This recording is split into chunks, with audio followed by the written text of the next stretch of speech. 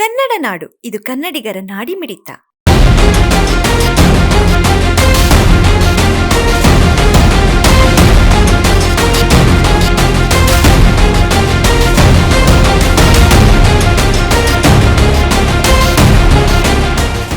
ನಿನ್ನೆ ದಿನ ಬೆಳಗ್ಗೆ ಒಂದು ವ್ಯಕ್ತಿಯ ಮೃತದೇಹ ಕೌಲ್ ಬಜಾರ್ನ ಭಟ್ಟಿ ಏರಿಯಾದಲ್ಲಿ ಇದೆ ಅಂತ ಹೇಳಿಬಿಟ್ಟು ಒಂದು ಮಾಹಿತಿ ಬರುತ್ತೆ.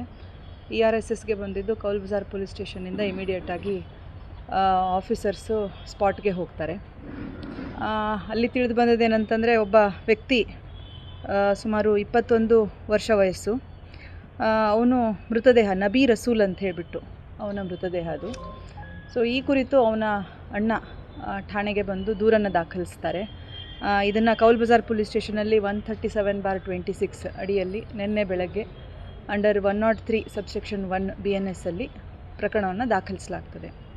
ಸೊ ಈ ದೂರನ್ನು ದಾಖಲಿಸ್ಕೊಂಡು ತನಿಖೆಯನ್ನು ಕೈಗೊಂಡಾಗ ಈ ನಬಿ ರಸೂಲ್ ಅಂತ ಏನಿದ್ದಾನೆ, ಇವನು 21 ವರ್ಷ ವಯಸ್ಸು, ಭಟ್ಟಿ ಏರಿಯಾದಲ್ಲೇ ಅವನ ವಾಸ. ಅವನಿಗೆ ಕಳೆದ 15 ದಿನಗಳ ಹಿಂದೆ ಮದುವೆ ಆಗಿರುತ್ತೆ. ನಿನ್ನೆ ಅಂದರೆ 16ನೇ ತಾರೀಕು, ಮೊನ್ನೆ 16ನೇ ತಾರೀಕು ಅವನ ಮನೆಯಲ್ಲೇ ರಿಸೆಪ್ಷನ್ ಕೂಡ ನೆರವೇರುತ್ತದೆ. ಸೊ ಆ ರಿಸೆಪ್ಷನ್ ನಂತರದಲ್ಲಿ ಅವನ ಸ್ನೇಹಿತರ ಜೊತೆಗೆ ಪಾರ್ಟಿ ಮಾಡಬೇಕು ಅಂಥೇಳಿ ಸಾಯಂಕಾಲ ಆ ಮನೆಯಿಂದ ಹೊರಗಡೆ ಆಚೆ ಒಂದು ಸುಮಾರು 100-150 ಮೀಟ್ರ್ ದೂರದಲ್ಲಿ ಅಲ್ಲೇ ಕೂತ್ಕೊಂಡು ಅವರ ಸ್ನೇಹಿತರ ಜೊತೆಗೆ ಪಾರ್ಟಿ ಮಾಡ್ತಾ ಇರ್ತಾನೆ. ಆ ಸಂದರ್ಭದಲ್ಲಿ ಅವನು ಹಾಗೂ ಅವನ ಸ್ನೇಹಿತರ ಮಧ್ಯೆ ಮಾತಿನ ಒಂದು ಚಕಮಕಿ ಅಥವಾ ವಾಗ್ವಾದ ನಡೀತದೆ ಯಾವುದೋ ಒಂದು ವಿಷಯಕ್ಕೆ. ಆ ಸಂದರ್ಭದಲ್ಲಿ ಅವನ ಜೊತೆ ಇದ್ದಂತಹ ಅವನ ಸ್ನೇಹಿತ ಇದ್ದ, ಅವನು ಮೈನರ್ ಇದ್ದಾನೆ, ಕಾನೂನಿನ ಸಂಘರ್ಷಕ್ಕೆ ಒಳಗಾಗಿರೋನು. ಯಾಕಂದರೆ ಅವನೇ ಈ ಒಂದು ಕೃತ್ಯವನ್ನು ಎಸಗಿರೋ ಅಂಥದ್ದು.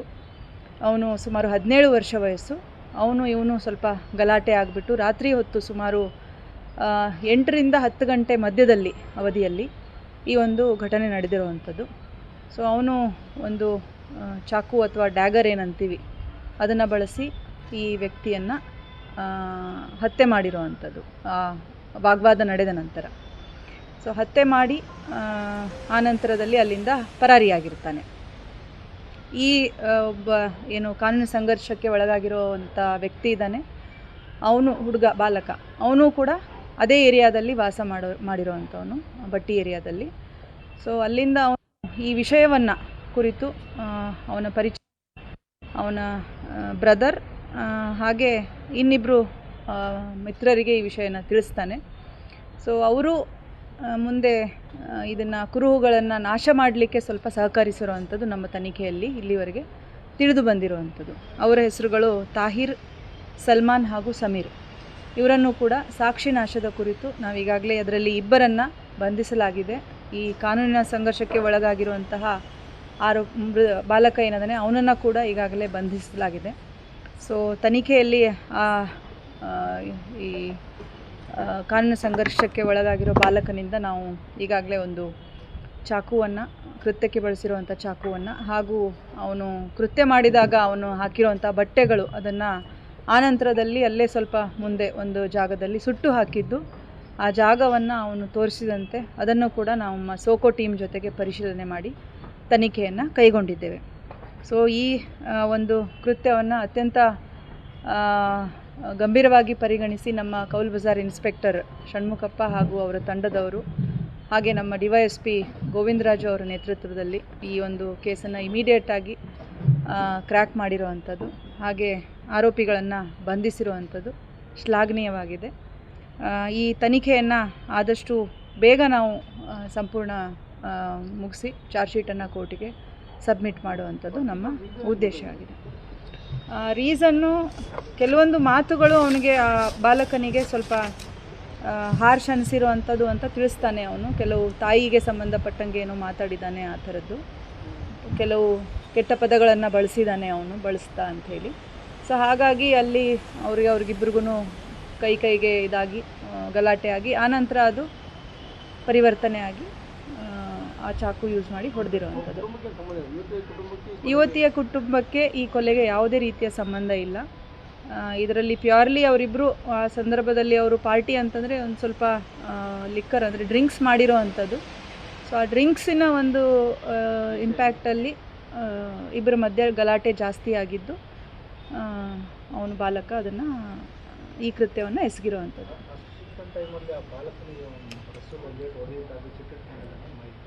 ಅಂದರೆ ಅದೇ ಸಿಟ್ಟಂತಂದರೆ ಅದೇ ಸಂದರ್ಭದಲ್ಲೇ ಮತ್ತೆ ಯಾವಾಗ ಆಗಿರೋದಲ್ಲ, ಅದೇ ಸಂದರ್ಭದಲ್ಲೇ. ಯಾಕಂದರೆ ಮೊದಲಿಂದಲೂ ಅವರು ಪರಿಚಿತರೇ, ಫ್ರೆಂಡ್ಸ್ ಅಂತಲೇ ಇದ್ದಿದ್ದು. ಅವರು ಈ ಯಾರಿದ್ದಾನೆ ಈ ಹುಡುಗ, ಅವನನ್ನು ಕರೆಸ್ಕೊಂಡು ಪಾರ್ಟಿ ಮಾಡೋಣ ಅಂತಲೇ ಕೂತಿದ್ದು.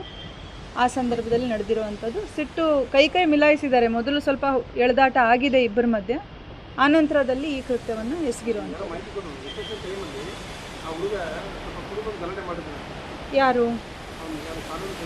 ಇಲ್ಲ ಅವನು ಯಾವುದೂ ಕುಡಿದು ಗಲಾಟೆ ಮಾಡಿಲ್ಲ. ಇನ್ಫ್ಯಾಕ್ಟ್ ನಮ್ಮ ತನಿಖೆಯಿಂದ ತಿಳಿದಿರೋದೇನಂತಂದರೆ ಅವನು ಅಂದರೆ ಡ್ರಿಂಕ್ಸ್ ಮತ್ತಿನಲ್ಲಿ ಅವನಿರಲಿಲ್ಲ, ಅವನು ಕುಡಿತಾ ಇರಲಿಲ್ಲ. ಕುಡಿದಿದ್ದು ಡಿಸೀಸ್ಡ್ ವ್ಯಕ್ತಿ ಅಂತ ಹೇಳಿಬಿಟ್ಟು ನಮ್ಮ ಇಲ್ಲಿನ ತನಿಖೆವರೆಗೆ ಗೊತ್ತಾಗಿರೋದು. ಸೊ ಅವನು ಕುಡಿದ ಅಮಲಿನಲ್ಲಿ ಅವನೇ ಇವನ ಮೇಲೆ ಅಟ್ಯಾಕ್ ಮಾಡೋಕ್ಕೆ ಹೋಗಿದ್ದಾನೆ.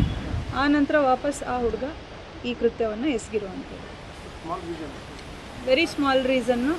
ಮಾತುಗಳು ಸ್ವಲ್ಪ ತಾಯಿ ಮೇಲೆ ತಂದೆ ಮೇಲೆ ಆ ಥರ ಎಲ್ಲ ಅಂದಿದ್ದಕ್ಕೆ ಆ ಹುಡುಗ ಇಮಿಡಿಯೇಟಾಗಿ, ಮತ್ತು ಇನ್ನೂ ಒಂದೇನಂತಂದರೆ ಆ ಚಾಕುವಿನಿಂದ ಇವನ ಮೇಲೇ ಅಟ್ಯಾಕ್ ಆಗ್ಬೋದು ಅನ್ನೋ ಒಂದು ಭಯ ಕೂಡ ಅವನಿಗಾಗಿ ಅವನು ವಾಪಸ್ ಅವನಿಗೆ ಹೊಡೆದಿರುವಂಥದ್ದು.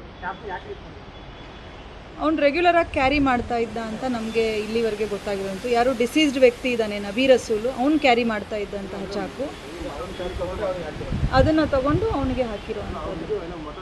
ಆ ಮಟನ್ಗೆ ಅವನು ಕೆಲಸ ಮಾಡ್ತಾ ಇದ್ದಿದ್ದು ಮಟನ್ ಅಂಗಡಿಯಲ್ಲಿ ಅಂತ ಹೇಳ್ತಾರೆ. ಸೊ ಹಾಗಾಗಿ ಅದನ್ನು ರೆಗ್ಯುಲರಾಗಿ ಕ್ಯಾರಿ ಮಾಡ್ತಾ ಇದ್ದ.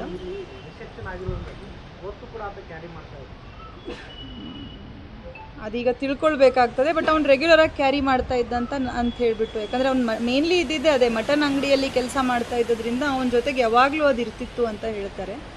ಸೊ ಅದರ ಪ್ರಕಾರ ಅವನು ಅವತ್ತು ಇಟ್ಕೊಂಡಿದ್ದ. ಅನಂತರದಲ್ಲಿ ಅದೇ ಚಾಕುವನ್ನು ಈ ಕೃತ್ಯಕ್ಕೆ ಈ ಬಾಲಕ ಯೂಸ್ ಮಾಡಿರುವಂಥ. ಈ ಹುಡುಗನ ಮೇಲೆ ಯಾವುದೇ ಕೇಸಸ್ ಇಲ್ಲ. ಇದು ಫಸ್ಟ್ ಟೈಮ್ ಈ ಥರ ಅಫೆನ್ಸ್ ಆಗಿರುವಂಥದ್ದು. ಡೆತ್ ಆದವನ ಮೇಲೆ ಕೂಡ ನಮ್ಮಲ್ಲಿ ಯಾವುದೂ ಕೇಸಸ್ ಇಲ್ಲ. ಬಟ್ ಸ್ವಲ್ಪ ಚಟುವಟಿಕೆಗಳು ಒಂದು ಅಡ್ವರ್ಸ್ ಆಗಿ ಇತ್ತು ಅಂತ ನಮಗೆ ಹಿನ್ನೆಲೆ ಕಂಡು ಬರ್ತಾ ಇದೆ. ಬಟ್ ಈ ಕುರಿತು ಯಾವುದೇ ಪೊಲೀಸ್ ಠಾಣೆಯಲ್ಲಿ ಯಾವುದೂ ದೂರುಗಳು ಆಗಲಿ ಪ್ರಕರಣಗಳಾಗಲಿ ದಾಖಲಾಗಿಲ್ಲ. ಸಮಗ್ರ ಸುದ್ದಿಗಳಿಗಾಗಿ ತಪ್ಪದೆ ನೋಡಿ ಕನ್ನಡ ನಾಡು ವಾಹಿನಿ. ಸಬ್ಸ್ಕ್ರೈಬ್ ಮಾಡಿಕೊಳ್ಳಲು ಕೂಡಲೇ ಪಕ್ಕದಲ್ಲಿ ಕಾಣುವ ಬೆಲ್ ಐಕಾನ್ ಕ್ಲಿಕ್ ಮಾಡಿ ನೋಟಿಫಿಕೇಶನ್ ಪಡೆಯಿರಿ.